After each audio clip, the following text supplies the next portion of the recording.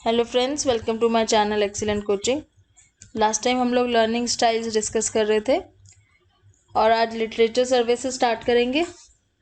Literature सर्वे मतलब कुछ studies ऐसी हुई हैं जिनके बारे में ये बात कर रहे हैं कि लिटरेचर सर्वे से ये पता चलता है कि there are many conflicting conceptualisations of learning style. मतलब कि जो लर्निंग स्टाइल्स हैं उसको लेके काफ़ी सारी कॉन्फ्लिक्ट्स हैं। कॉन्फ्लिक्ट्स का मतलब ऐसा बोला जाता है कि बहुत सारे डिफरेंट स्टाइल्स हैं जो वो ऑफन सिमिलर हैं बट उनके नाम अलग हैं, तो वो यूज़ करने में काफ़ी कंफ्यूजन हो जाती है। तो सिमिलर चीज़ों को हम अलग अलग नाम से बोलते हैं और जो कि एक प्रॉपर कॉन्सेप्ट नहीं है। तो इसी के ऊपर कोल्ब कोल्ब 1984 में उन्होंने एक क्लासिफिकेशन दी थी लर्निंग स्टाइल की, जिसमें इन्होंने बोला था कि वैसे देखा जाए ब्रॉडली तो दो ही ऐसे कैटेगरीज हैं जिनमें हम लर्निंग स्टाइल्स को डिवाइड कर सकते हैं। वो दो कैटेगरीज हैं, कन्वर्जेंट डाइवर्जेंट थिंकर्स और दूसरी है एसिमिलेटर्स एंड अकोमोडेटर्स। अब इन्हीं के अंदर वो सारी आ जाती हैं जो हमने डिस्कस करी थी कि जैसे कुछ ऑडियो विजुअल होती हैं, कुछ लोग अपने खुद के नोट्स बना के पढ़ते हैं, कुछ दूसरों के नोट से पढ़ लेते हैं। तो वो जो अलग अलग है उन सबको इन्होंने दो कैटेगरी में डाल दिया है कि या तो कोई कन्वर्जेंट या डाइवर्जेंट थिंकर होगा या कोई एसिमिलेटर होगा और अकोमोडेटर होगा। तो वो सारे स्टाइल्स इन्हीं चारों के बीच में आ जाएंगे। ये जैसे ये इन्होंने बोला ऑपोजिट होते हैं, अगर कोई डाइवर्जेंट है तो वो कन्वर्जेंट के ऑपोजिट होता है, अगर कोई एसिमिलेटर है तो वो अकोमोडेटर के ऑपोजिट होता है। अब ऐसा हो सकता है कि हम या तो एक्सट्रीमली एसिमिलेटर हों या एक्सट्रीमली अकोमोडेटर हों, लेकिन मोस्टली ऐसे नहीं होता है। हम लोग कहीं सेंटर में या कहीं इधर होते हैं। मतलब कहने का ये है कि हमारे अंदर थोड़ी सी डाइवर्जेंट थिंकिंग भी होती है और काफ़ी ज़्यादा कन्वर्जेंट हो सकती है, या कोई अगर इधर है तो उसमें डाइवर्जेंट थिंकिंग कम और कन्वर्जेंट कम और डाइवर्जेंट ज़्यादा हो सकती है। मतलब कि हमारे अंदर मिक्सचर हो सकता है इन सब चीज़ों का। हम इस ग्राफ के किसी भी पार्ट में आ सकते हैं। हम एकदम एक्सट्रीमली कन्वर्जेंट या एक्सट्रीमली डाइवर्जेंट हो ऐसा नहीं होता है, या एक्सट्रीमली अकोमोडेटर हो या एक्सट्रीमली एसिमिलेटर हो। लेकिन ये चारों चीज़ें हैं क्या? He had reasoned that any student lies on the above two dimensional space। तो टू डायमेंशनल स्पेस का मतलब ये जो एरिया है, इस एरिया में कोई भी स्टूडेंट जो है यहाँ कहीं भी आ सकता है वो। I will discuss various learning styles, but before that let me discuss other scholars conceptualizations। अब यहाँ पे इन्होंने एक और जो बात करी है, Entwistle 2000 has given a distinction between deep processing and shallow processing। अब जैसे यहाँ पे हम जो बात कर रहे थे, कोल्ब ने बोला था कि दो टाइप्स हो सकते हैं, या तो कोई कन्वर्जेंट या डाइवर्जेंट होगा या कोई एसिमिलेटर या अकोमोडेटर होगा। एंटविसल यहाँ कह रहे हैं कि या तो डीप प्रोसेसिंग स्टाइल होता है लर्निंग का या फिर शैलो प्रोसेसिंग स्टाइल होता है। तो इन्होंने दो ही स्टाइल्स ऑफ लर्निंग बताए हैं, डीप प्रोसेसिंग या शैलो प्रोसेसिंग। ऐसे ही Schmeck in 1988 had distinguished between three styles।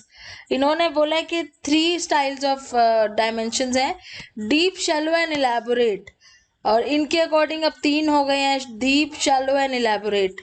So there are myriad other concept, मतलब बहुत सारे ऐसे कॉन्सेप्ट्स हैं जो लोगों के अलग अलग हैं। Sternberg recently observed that most proposed learning styles deal with one or the other pole of the following। Finally Sternberg क्या बोलते हैं कि जितने भी लोग डीप प्रोसेसिंग, शैलो प्रोसेसिंग की बात कर रहे हैं या कोई भी टाइप की लर्निंग स्टाइल की बात कर रहे हैं, वो सब कुछ मिलजुल के इसी में आ जाता है। या तो कोई एनालिटिक हो या कोई होलिस्टिक होगा, या कोई कॉन्क्रीट चीज़ों पे ज़्यादा फोकस करता होगा या एब्स्ट्रैक्ट चीज़ों से जल्दी सीखता होगा, या कोई वर्बली जल्दी सीख पाता होगा या फिर कोई विजुअल प्रोसेसिंग से जल्दी लर्न करता होगा। मतलब स्टर्नबर्ग भी यही कह रहे हैं कि चाहे किसी भी तरह की प्रोसेसिंग हो, चाहे डीप हो चाहे शैलो हो, या तो वो एनालिटिक में आएगा या होलिस्टिक में आएगा। तो ये भी एक तरीके से उन्होंने बोला ये एक कंटिन्यूम टाइप का है। तो कोई एक साइड इस पोल के इस तरफ तो या इस तरफ होगा, या तो कोई कॉन्क्रीट चीज़ों को समझता होगा या एब्स्ट्रैक्ट चीज़ों से समझता होगा, कोई वर्बल से करता होगा तो कोई विजुअल से मतलब ये तीन स्टर्नबर्ग ने दिए हैं। तो पहले हम इससे शुरू करेंगे पढ़ना। जो हमने यहाँ देखा था कोल्ब वाला। तो पहले हम शुरू करेंगे एसिमिलेटर और अकोमोडेटर से। तो इसमें ये सेकंड वाला पार्ट इन्होंने पहले लिया है, एसिमिलेटर और अकोमोडेटर्स कौन होते हैं। So based on Piaget's theory, this dimension was forwarded by Kolb in 1984. According to him, assimilator process information abstractly. अब ये बोलते हैं कि जो एसिमिलेटर होते हैं, ये वाले लोग जो होते हैं, वो इंफॉर्मेशन एब्स्ट्रैक्टली प्रोसेस कर पाते हैं, इमेजिन करके प्रोसेस कर पाते हैं।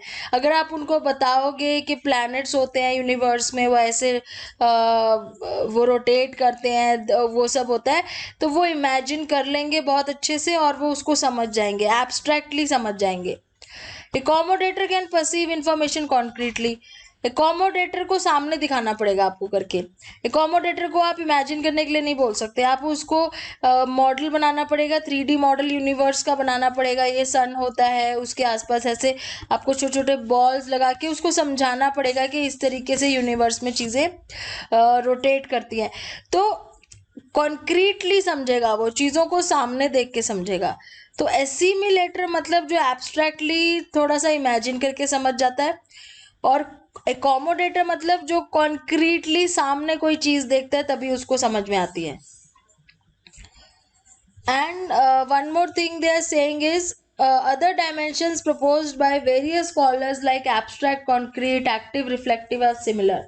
तो अगर कोई आपको कहीं पे लिखा हुआ मिल रहा है कि कोई भी अगर एब्स्ट्रैक्ट और कॉन्क्रीट डायमेंशन की बात कर रहा है, तो इसका मतलब वो भी एसिमिलेटर और एकोमोडेटर के बारे में ही बोल रहा है। अगर कोई एक्टिव और रिफ्लेक्सिव के बारे में बात कर रहा है, तो वो एक्टिव और रिफ्लेक्सिव का मतलब ही वही है कि वो एकोमोडेटर या एसिमिलेटर के बारे में बोल रहा है। सो एकोमोडेटर नई इंफॉर्मेशन प्रोसेस करते हैं, जैसे कि एक्सपेरिमेंट करके लैब में करके देखते हैं, तब उनको कॉन्क्रीटली करके देखने के बाद समझ में आता है। एसिमिलेटर क्या होते हैं, वो इंफॉर्मेशन पहले ही इमेजिन करके ही समझ जाते हैं बिना उसको एक्सपेरिमेंट किए। तो जैसे इन्होंने ऑथर ने अपना दिया हुआ एग्जाम्पल कि मैं जब ये इलेक्ट्रिसिटी वगैरह अपने उसमें पढ़ते थे इंजीनियरिंग में, how electricity is generated in generators और ये सब के लेक्चर सुनते थे, तो बिकॉज ये एसिमिलेटर थे तो ये उन चीज़ों को इमेजिन करके सीख जाते थे, समझ जाते थे। लेकिन कुछ इनके फ्रेंड्स थे जो ऐसे समझ नहीं पाते थे, मतलब इवन वो कह रहे हैं कि वो वहाँ से पास आउट भी हो गए, तो भी उनको ये चीज़ बड़ी अजीब लगती है कि इलेक्ट्रिसिटी कैसे फ्लो करती है वायर में, वो उसको इमेजिन नहीं कर पाते, वो कंफ्यूज रहते हैं क्योंकि उन्होंने एक्चुअली में देखा नहीं है। तो वो एकोमोडेटर्स हैं जिन्होंने एक्चुअल में देख के जिनको बताना पड़ता है, करके एक्सपेरिमेंट करके या दिखा के। तो ये तो हो गया जो हमने पढ़ा था कि कोल्ब ने बोला था कि जो दो तरह के लोग होते हैं, एसिमुलेटर और अकोमोडेटर। अब आता है कन्वर्जेंट और डाइवर्जेंट थिंकर कौन होते हैं। कॉग्निटिव लर्निंग स्टाइल में आता है, ये थिंकिंग के मोड है, कन्वर्जेंट थिंकिंग, डाइवर्जेंट थिंकिंग ऐसे बोलते हैं इसको। कन्वर्जन मतलब सारी चीज़ों का फोकस एक ही चीज़ पे कन्वर्ज होके आ रहा है, मतलब आप 10 तरीके से सोच रहे हो लेकिन आपको सोल्यूशन एक ही मिल रहा है फाइनली, मतलब आपने इतने तरीके लगा लिए सोचने के लेकिन वो सब चीज़ें कन्वर्ज होके इधर ही आ रही हैं, that is convergent.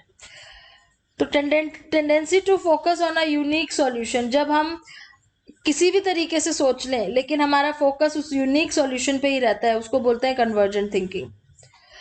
The student following this style usually tries to bring about the synthesis of information, मतलब हम जब बहुत सारी अलग अलग इंफॉर्मेशन सुनते हैं, पढ़ते हैं, कोई चैप्टर पढ़ रहे हैं, उसमें हम बहुत सारी अलग अलग बातें सुन रहे हैं और फाइनली हम उस पूरे चैप्टर को सिंथेसाइज करते हैं, मतलब कि उसको समराइज करते हैं, कंबाइन करके पूरा एक टॉपिक का मीनिंग समझने की कोशिश करते हैं। तो उसको बोलते हैं कन्वर्जेंट थिंकिंग, कि आपने जो भी अलग अलग टॉपिक पढ़े आप उन सबको सिंथेसाइज करके पूरा मतलब एक समझ गए हो कि क्या कहना चाह रहा है वो, that is convergent thinking. Student follow certain formal rules basis a problem solving previously learn knowledge and skills. तो ये जो लोग रूल्स वगैरह फॉलो करते हैं प्रॉपर, और जो भी उन्होंने सुना है, पढ़ा है, जो भी नॉलेज है, उन सबको यूज करके फाइनली एक प्रॉब्लम सॉल्व करते हैं, उसको बोलते हैं कन्वर्जेंट थिंकर्स।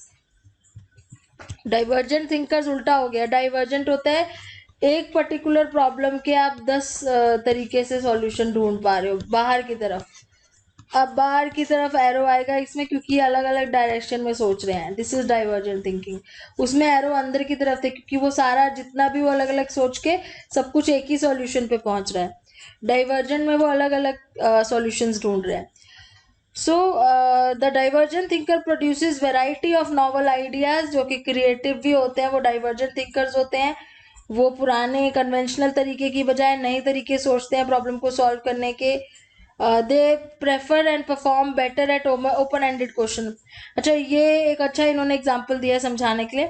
जैसे अगर कोई कन्वर्जेंट थिंकर होगा, ये वाला जो ऊपर हमने पढ़ा, ऊपर कन्वर्जेंट थिंकर होगा, अब जिसको अगर एमसीक्यू अच्छे लगते हैं करने, मतलब कि उनको पता है कि ये चार है, चारों में से एक ही है जिसपे हमने फोकस करना है, या तो वो ए हो सकता है, या बी हो सकता है, या सी हो सकता है, या डी हो सकता है।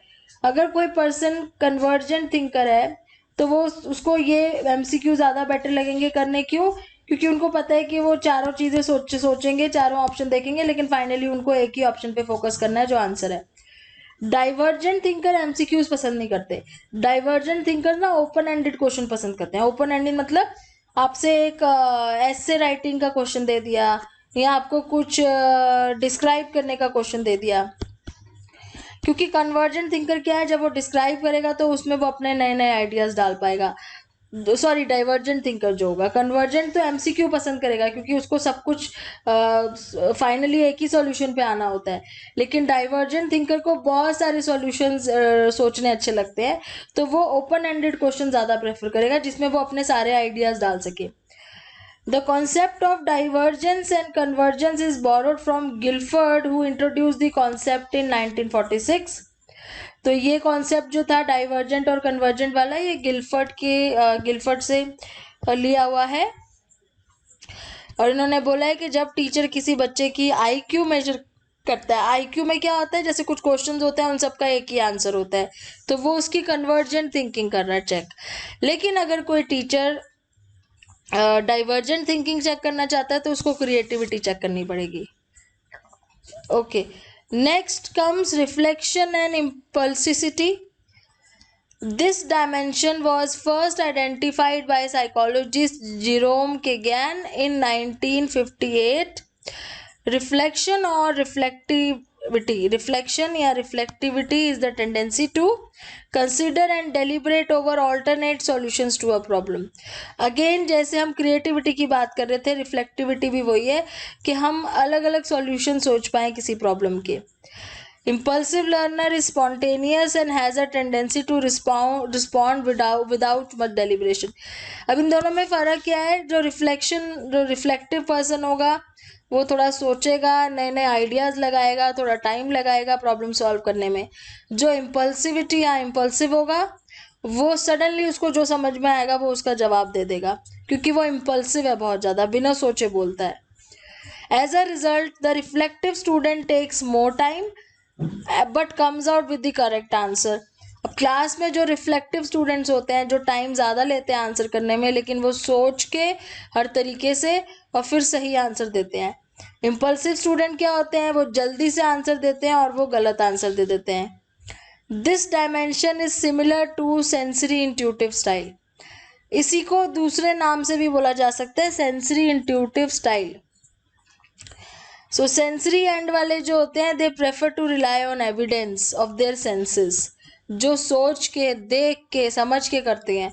इंट्यूटिव वाले कौन से होते हैं? जो इंट्यूशन पे चलते हैं, हंचिस का मतलब गेस वर्क करते हैं, जो उनको जैसा फील होता है वो वैसा बोल देते हैं। नेक्स्ट आता है visual verbal learners. So visual से जैसे आपको पता है कि जो देख के याद करना समझना ज़्यादा पसंद करते हैं, वर्बल मतलब जो बोल के।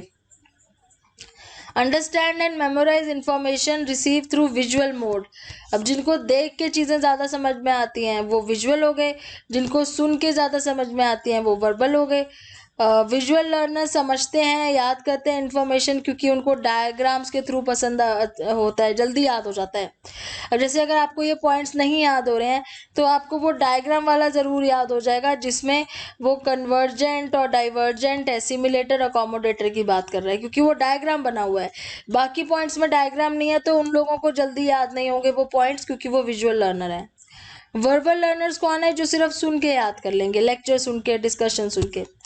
फिर डीप एंड शैलो लर्नर पे आ गए हम, जिसकी बात पहले भी करी थी। तो ये लेवल ऑफ प्रोसेसिंग थ्योरी अगर आपको याद हो, हमने पढ़ी थी मेमोरी में, क्रैक एंड लॉकहार्ट की, वही वाला कॉन्सेप्ट यहाँ पे लगाया है एंटविसल ने। लर्निंग स्टाइल शैलो है, शैलो मतलब ऊपर ऊपर से जैसे आप लर्न करते हो, तो वो इन्फॉर्मेशन ज़्यादा याद नहीं हो पाती, ढंग से नहीं पता चलती है, और एक तरह से रोट लर्निंग होती है, रट्टा मार के लर्न करना। Learner adopting a surface strategy limit what they study and learn to the strict requirement. जो बच्चे ऊपर ऊपर से पढ़ते हैं वो बहुत लिमिटेड अपना सिलेबस पढ़ते हैं, और मतलब सिर्फ उतना ही पढ़ते हैं जितनी रिक्वायरमेंट है, उससे ज़्यादा नहीं पढ़ते। डीप लर्निंग वाले क्या होते हैं? जो उसके एक्स्ट्रा भी चीज़ें पढ़ने की कोशिश करते हैं, पूरे कॉन्सेप्ट को समझने के चक्कर में वो उसके आसपास की चीज़ें भी पढ़ते हैं। एग्जाम्पल इन्होंने दिया हुआ है, at the time when I started preparation for, अच्छा ये इन्होंने अपना एक्सपीरियंस बताया होता ने कि जब ये प्रिपरेशन कर रहे थे सिविल सर्विस एग्जामिनेशन की, तो इन्होंने देखा कि कुछ बच्चे होते हैं जो सिर्फ जिनको कोचिंग इंस्टीट्यूट के नोट्स जब तक नहीं मिलते तब तक वो कुछ कर नहीं पाते, उनको नोट्स चाहिए ही होते हैं पढ़ने के लिए, और वो बुक बिल्कुल नहीं पढ़ते हैं, वो बिल्कुल बुक नहीं खोलते, कुछ एक्स्ट्रा नहीं पढ़ते हैं, सिर्फ जो कोचिंग इंस्टीट्यूट से नोट्स आते हैं वो उन्हीं से तैयारी करते हैं। उनको इन्होंने बोला है वो शैलो प्रोसेसर्स होते हैं, जिनको एक्स्ट्रा इन्फॉर्मेशन नहीं चाहिए, जितना दिया है वो उसी को याद कर लेते हैं। ऑन दी अदर हैंड दूसरे देखिए इन्होंने कुछ ऐसे होते हैं जो एक कॉन्सेप्ट जैसे उन्होंने कहीं सुना या समझा, अब उसके ऊपर वो और रिसर्च करेंगे, जाके वो लाइब्रेरी में जाएंगे, वो नई बुक्स ढूंढेंगे पढ़ने के लिए, जैसे आजकल के टाइम पे हम और वीडियोस ढूंढते हैं पढ़ने के लिए, या और ज़्यादा डिजिटल मीडिया में और चीज़ें ढूंढते हैं, तो वो ये कह रहे हैं कि वो डीप प्रोसेसर होते हैं जो खुद स्टडी करना पसंद करते हैं और ज़्यादा कंटेंट ढूंढते हैं, उसके अंदर और डीपली समझने की कोशिश करते हैं। Now utility of learning styles, क्या यूटिलिटी है इतने अलग अलग टाइप के लर्निंग स्टाइल्स की? To understand learners' cognitive style, strategies and approaches to learning, Schmeck has devised an inventory to distinguish between deep processing and elaborate processing style. तो अभी आगे हम पढ़ेंगे कि क्या फ़र्क है डीप प्रोसेसिंग में और इलेबोरेट प्रोसेसिंग स्टाइल में, क्योंकि डीप प्रोसेसिंग एक तरीके से इलेबोरेट ही हो गया। इलेबोरेट में भी हम डिटेल में जाते हैं, डीप प्रोसेसिंग में भी हम कोशिश करते हैं कि हम डिटेल में जाके पढ़ें।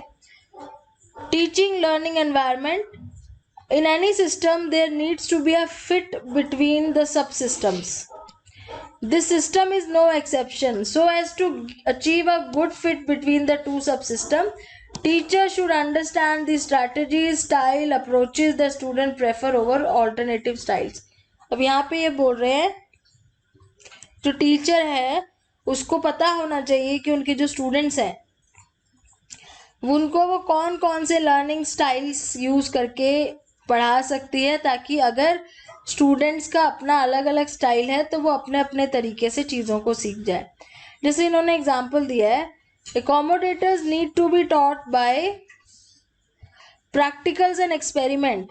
तो जैसे अगर टीचर लेक्चर दे रहा है क्लास में और साथ में वो एक्सपेरिमेंट भी करवा रहा है उस चीज़ का, तो उसमें अकोमोडेटर्स जो होंगे वो एक्सपेरिमेंट से सीख जाएंगे और जो एसिमुलेटर होंगे वो उनके लेक्चर से सीख जाएंगे।